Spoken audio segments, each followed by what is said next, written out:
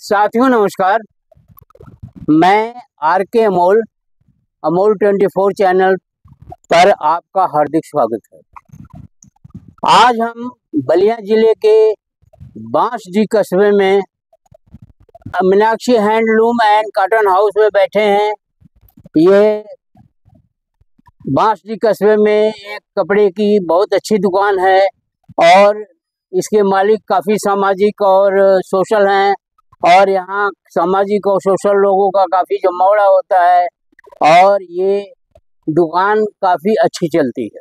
और ये मीनाक्षी हैंडलूम जो है तहसील के पास बलिया दुर्गा मंदिर के पास जो है बलिया जाने वाली रोड पर स्थित है और यहाँ से एक रोड मनियर को जाती है और एक रोड जो है सैतवार को जाती है। तो उसके चौराहे पर ये दुकान है और यहाँ काफी सामाजिक लोगों का जमावड़ा लगता है। अब हम आप इसके पार्टिसिपेंट्स जो इस चर्चा में भाग ले रहे हैं उनका आपको परिचय बता रहे हैं।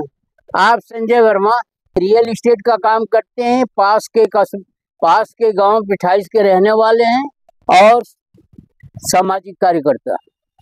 आप मीनाक्षी हैंडलूम के मालिक हैं दिवाकर वर्मा, काफी सामाजिक आदमी है और काफी इनका जो है समाज में प्रभाव भी है। डॉक्टर अशोक कुमार वर्मा, ये जो है सामाजिक कार्यकर्ता हैं और भूतपूर्व चिकित्सा अधिकारी हैं, ये भी डिबेट में भाग ले रहे हैं। आप परशुराम वर्मा जी, ये रिटायर्ड जो है वीडियो हैं और ये काफी सामाजिक हैं और सम्यक पार्टी के जिला अध्यक्ष भी, तो इनका काफी योगदान रहता है।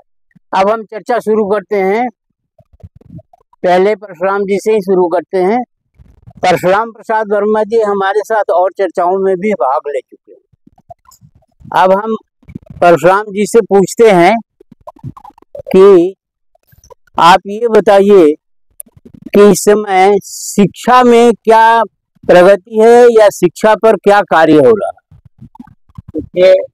सभी लोगों को नमस्कार। शिक्षा पर पहले जैसे जो है शिक्षा अब नहीं है। आर्थिक दृष्टिकोण से शिक्षा महंगी होती जा रही है। पहले के सिलेबस एक होता था, कई सालों तक चलता था। यहाँ जो है हर साल जो किताबें बदली जा रही हैं, जिससे बच्चों पर आर्थिक लोड बढ़ रहा है। और जैसे मार्च तक पढ़ाई होती थी, जून जुलाई तक जो है बच्चों की छुट्टी होती थी। छुट्टियों में बच्चे अपने रिश्तेदारी यहाँ तक नाना ननेवरा जाते थे, बाग बच्चा में घूमते फिरते थे। उन लोगों का भौतिक विकास भी होता था, शारीरिक विकास होता था। और उसके बाद जुलाई में स्कूल खुलता था, बड़े कायदे से मौसम भी जो है सामयिक हो जाता था। और इस समय जो है गर्मी में भी समर पढ़ाई होती है, उस पढ़ाई से नहीं, जिससे बच्चों के मानसिक तनाव बढ़ता है, शारीरिक जो है उस पर बीमारियाँ होती हैं। इसलिए जो है हर आदमी को कुछ न कुछ देना पड़ता है। तो हमारे यहाँ ये मैं चाहूँगा कि शिक्षा जो है पुरानी पद्धति बहुत अच्छी थी और इस समय विद्यालयों की संख्या बड़े अच्छी बने बच्चों की संख्या प्राइवेट स्कूलों में जा रही है। यहाँ की प्राइवेट स्कूलों में जिसके पास पैसा नहीं रहेगा अपने बच्चों को नहीं पढ़ाता। ये इसी के साथ जो है मेरा सुझाव है कि सरकार जो है इस पर विचार करे कि पुरानी पद्धति जिससे हम लोग पढ़े हैं कितना बढ़िया सामयिक पढ़ाई और से अनुशासन होता है और से आचरण होता है और से अध्ययन होता है। जिन बच्चों में जिन अध्यापकों में यह 3 गुण होता है तो निश्चित रूप से उसके लिए और कोई न कोई नौकरी चाहते। आप डॉक्टर साहब चिकित्सा से जुड़े हुए हैं, तो आप ये बताइए कि स्वास्थ्य की क्या पोजीशन है? सरकार स्वास्थ्य पर ध्यान दे रही है, अस्पतालों में चिकित्सक बैठ रहे हैं, मरीजों की दवा दारू हो रही है या मरीजों की देखभाल हो रही है, क्या स्थिति है इसके बारे में बताइए। इस इलाके में उत्तर प्रदेश में चिकित्सा की हालत बहुत ही बुरी है। जहाँ तमाम जिला अस्पतालों में जो है अल्ट्रासाउंड क्या जो है सीटी स्कैन की तमाम मशीनें जो है बिगड़ी हुई है।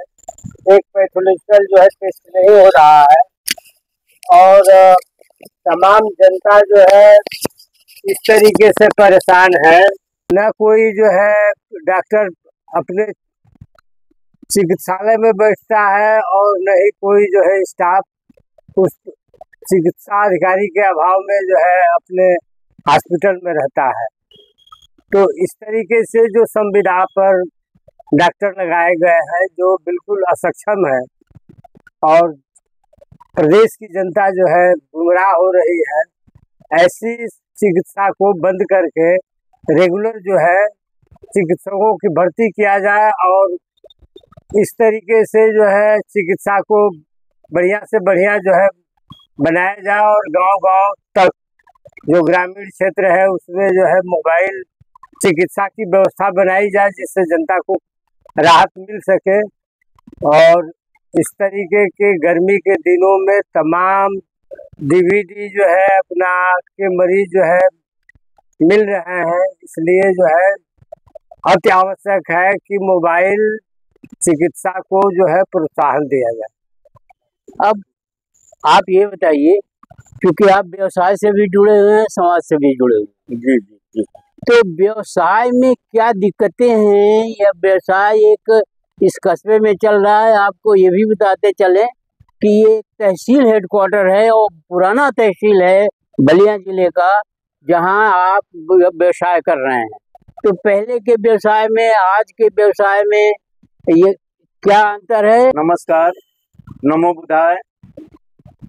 मैं ये कहते हैं कि जब ये सरकार नहीं थी तो जीएसटी नहीं था। ये लोग कहे कि जीएसटी आने से छोटों का बहुत सहूलियत मिलेगा, ये सरासर गलत बात है। छोटे व्यापारी मर रहा है, 3-3 महीने पर जो जीएसटी दे रहा है उसका रिटर्निंग नहीं आ रहा है। और जो बड़े लोग हैं, बड़े व्यापारी हैं, अगर वो जीएसटी 5% कपड़े पर दे रहा है तो 5% उसका रिटर्निंग आता है। छोटे व्यापारी का 1 पैसा लौट करके नहीं आएगा, ना आता है न आएगा। तो ये तो छोटे व्यापारी तो मर रहा है। अब बड़े व्यापारी अपना जीएसटी पर ही काम करता है तभी उसका 5% का मार्जिन आ जाता है। हम लोग 5% जब देते हैं तो उसका रिटर्निंग नहीं आता है तो हमारा तो पूंजी ब्लॉक होता है। लेकिन ये लोग कहते हैं कि वो फायदा में है। आज बिजनेस का ये हाल हो गया है कि ऑनलाइन घर घर डोर टू डोर कपड़ा चाहे कोई भी चीज पहुंच जाता है। हम लोग दुकान खोल करके बैठे रहते हैं और दिन भर निहारते रहते हैं कि कब हमारा वाहन बने। ये बड़े लोग जो होते हैं अपना 3% पर 4% पर धंधा कर लेते हैं और उनका टर्नओवर ज्यादा होता है। तो हम तो ये कहेंगे कि या तो छोटे व्यापारी को तनख्वाह दे दें, अच्छा जो बड़े व्यापारी है वही दे, हम लोग बेचे। इस तरह बढ़ रहे हैं, बड़े जो जितना ही है वो बढ़ रहा है। सारा लॉकडाउन में सबका रेशियो घटा कमाई का और अंबानी अंडानी का 900 1,000 से ऊपर उन लोग का ग्राफ बढ़ा। तो ये सरकारें हैं पूंजीपतियों को बढ़ा रही है और सबको मार रही है। तो ये हालत है इस सरकार का। रहा सवाल की शिक्षा जो पद्धति है ये नाकाम है। इस तरह से राजनाथ उस समय भी कहे थे 2014 में पार्लियामेंट में कि हम वो स्थिति लाएंगे जो 300-400 वर्ष पहले आएगा। ठीक वो मानववाद के तरफ मतलब कि ले जा रहे हैं। ये हमारे पुरखा पुरनिया इतना लड़ाई लड़ करके अपने को शहीद दे करके इस मुकाम पर खड़ा किया। आज हमको लग रहा है कि उसी को ये लोग तोड़ करके अपना मनोवादी सिद्ध कर रहे हैं। हम कहते हैं कि अगर हम कर्म नहीं करेंगे तो हमको ईश्वर भगवान हमको खाना नहीं देगा, जबकि हमारे हिसाब से भगवान और मानव के शरीर से कोई ताल्लुकात नहीं है ईश्वर का। ललई सिंह यादव और रामास्वामी पेरियार कहे थे कि जो कायर होता है वही भगवान को पूजता है, वही ईश्वर को पूजता है। आज हम खड़े हुए हैं या हम पैदा हुए हैं अपने माता पिता के तपोबलों से हम खड़ा हुए हैं। आज जो हमको मिल रहा है अपने हाथों से कर्म करने से मिला है, कोई दिया नहीं है हमको फ्री में। तो इसलिए जो बुद्धिजीवी लोग होते हैं आज हमको गुमराह कर रहे हैं, भगवान के मंदिर के तरफ ढकेल रहे हैं, जबकि एक तुच्छ बात हम कह रहे हैं इंजीनियर साहब कि यही लोग कहते हैं कि मंदिर में सब कुछ मिलता है। हम ये कहते हैं कि अगर हम प्रधान का, जिसके भोजपुरी में हम लड़चट्टी कहते हैं, अगर उसको हम करते हैं तो वो हमको 2 ठे आवास दे देगा तो 50 साल का हमको छुट्टी मिल जाता है। अगर हम मंदिर में ताह जिंदगी अगर हम सेवादारी करते हैं तो एक हमको कमल तक नहीं मिलेगा। अब बताइए कि वफादारी कहाँ है और चमचागिरी कहाँ है। तो ये भी बात है कि अगर जो भी हमको मिलेगा अपने कर्म से मिलेगा। कर्म प्रधान है, कर्म पूजा है, कर्म के अलावा इस दुनिया में कुछ नहीं है। आज जिसको हम पूज रहे हैं वो हमारा पूजनीय माता पिता गुरु, यही 3 है। अगर इन्हीं को हम खुश रखेंगे तो हम ताह जिंदगी हम खुशहाल रहेंगे। अगर इन्हीं को कष्ट हम करेंगे तो ताह जिंदगी हमको कष्ट ही भोगना है। अगर ये ठीक हो जाएगा तो सब ठीक हो जाएगा। रहा सवाल कि आज कुछ लोग कहते थे ये जो युग बना है कलयुग, पहले सतयुग था ना, तो सतयुग में केवल ब्राह्मण ही शिक्षा लिया करते थे। द्वापर में ब्राह्मण और क्षत्रिय 2 लिए, और त्रेता में ब्राह्मण क्षत्रिय वैश्य ये लिए।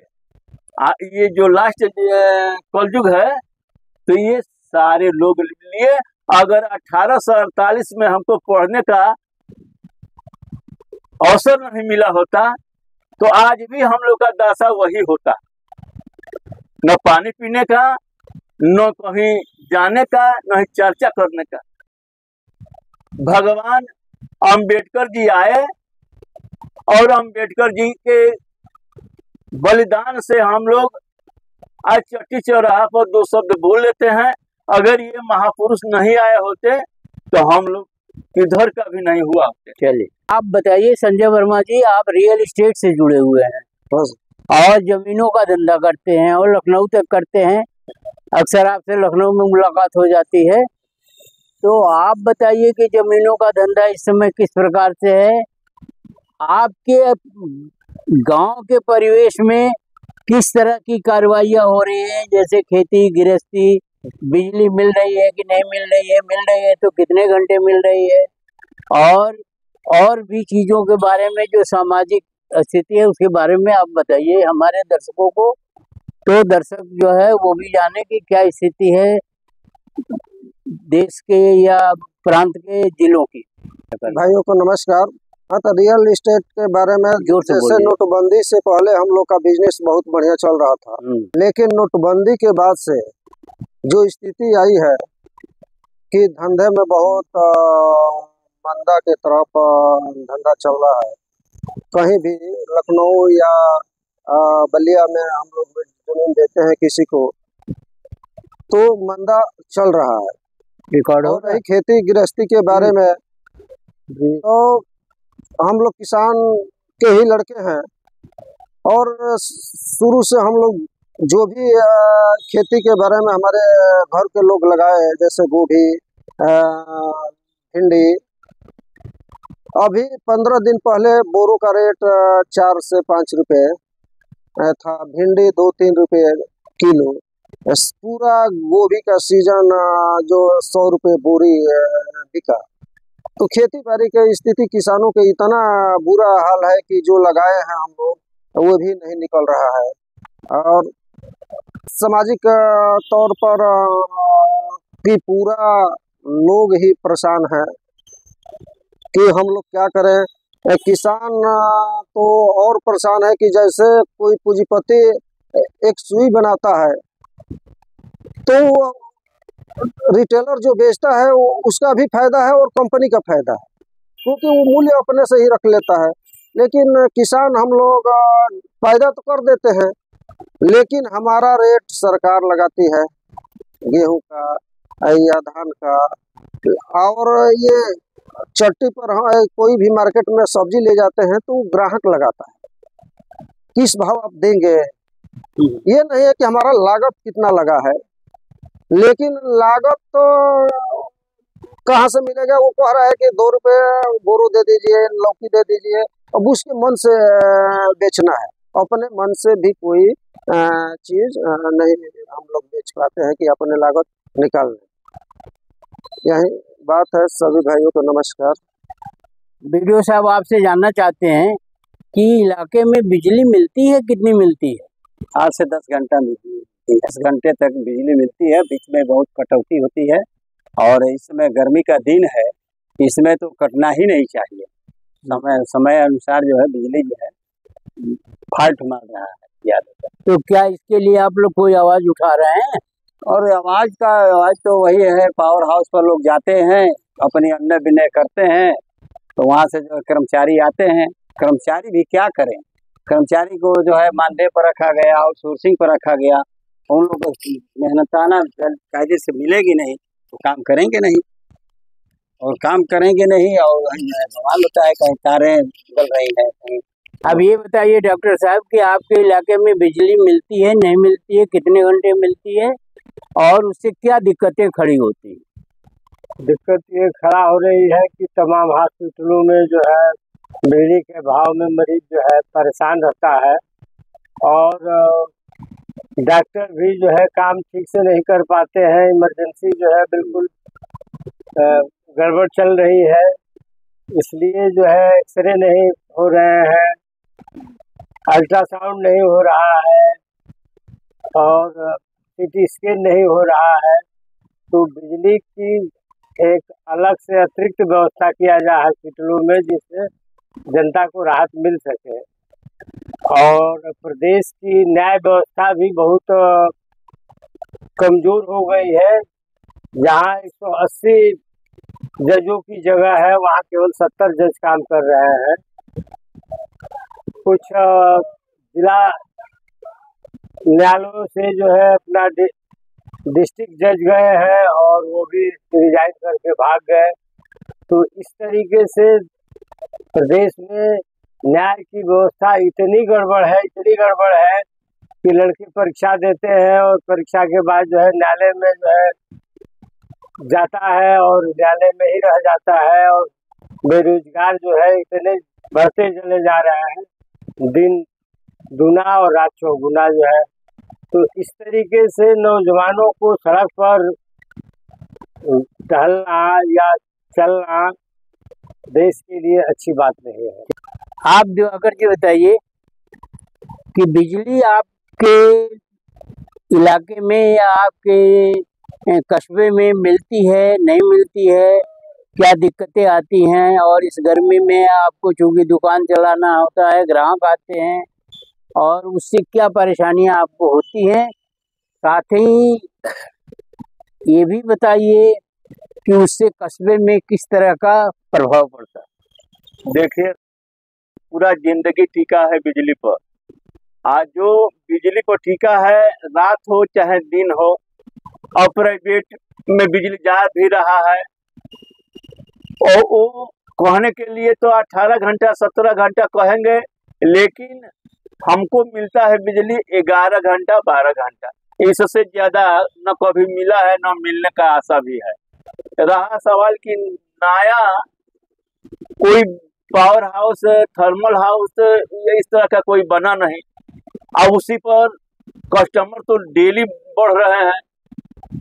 उसके बाद भी एसी चल रहा है, ये चल रहा है, वो चल रहा है। आज मतलब कि सुधरने वाला भी नहीं लगता है कि सुधरेगा। बिजली बहुत कष्टदायक है। अब किस तरह से हम लोग रहते हैं, अब बहुत दुर्दशा है।